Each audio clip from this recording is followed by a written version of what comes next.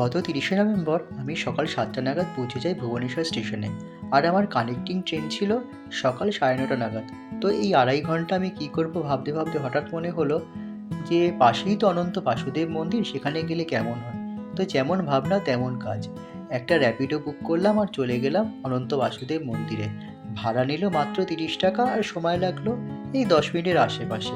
সুন্দর পরিচ্ছন্ন শহর দেখতে দেখতে পৌঁছে গেলাম মন্দিরে।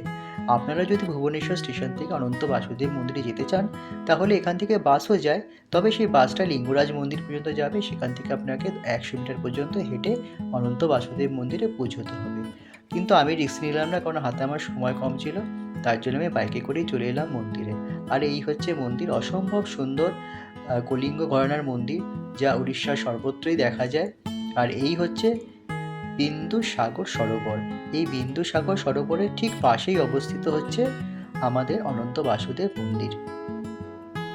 কথিত আছে, লিঙ্গরাজ মন্দির স্থাপনের সময় মহাদেবের অনুরোধে ভগবান শ্রী বিষ্ণু এবং ব্রহ্মদেব এখানে আসেন সেই উৎসবে যোগ দিতে, এবং যখন লিঙ্গরাজ মন্দির স্থাপন সম্পূর্ণ হয়, তখন ভগবান শ্রীবিষ্ণু যখন ফিরে যাচ্ছেন, তখন মহাদেবের অনুরোধে তিনি এই বিন্দু সাগর সরোবরের ঠিক পাশে অবস্থান করে যান এবং এই ক্ষেত্রকে রক্ষা করার জন্য দায়িত্ববদ্ধ হন।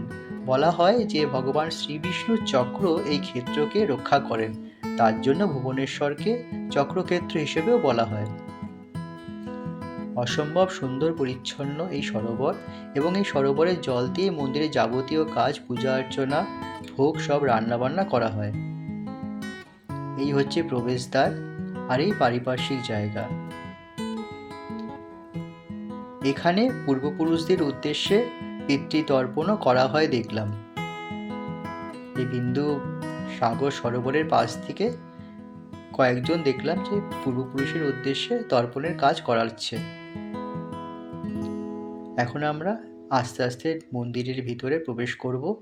আর সামনেই দেখতে পাচ্ছি আমরা 10 অবতার মূর্তি এখানে অঙ্কিত করা রয়েছে।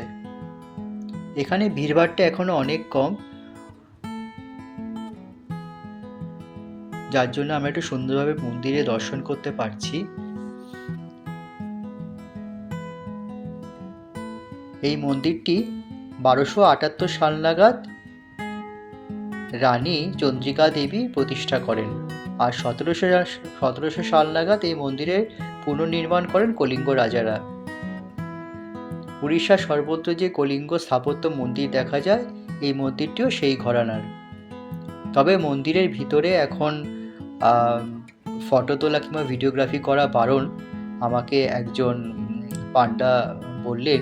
তার জন্য আমরা অবশ্যই সেই মর্যাদা রেখে আমরা মন্দিরের ভিতরে ফটো তুলব না বা ভিডিও করব না, কিন্তু বাইরে থেকে যেটুকু দেখাবার সম্ভব আমরা অবশ্যই দেখাবো। এই মন্দিরে সারা বছর 56 রকম ভোগ প্রভুকে নিবেদন করা হয়, এবং সেই ভোগ যদি আপনারা পেতে চান, তাহলে অবশ্যই আগে এসে একটু যোগাযোগ করতে হবে।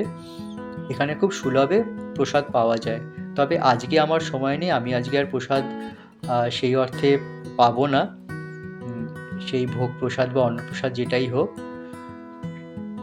ভগবান যদি কোনোদিন অন্যদিন করেন, তাহলে অবশ্যই এসেই ভোগ প্রসাদ আমরা গ্রহণ করব। এখানেও কিন্তু সেই পুরীর মতন মাটির হাঁড়িতে কাঠের জালে ভোগ রান্না হয় সারা বছর। তো আপনাদের কেমন লাগলো ব্লগটা অবশ্যই জানাবেন, এবং লাইক এবং কমেন্ট শেয়ার করে একটু সাথে থাকবেন।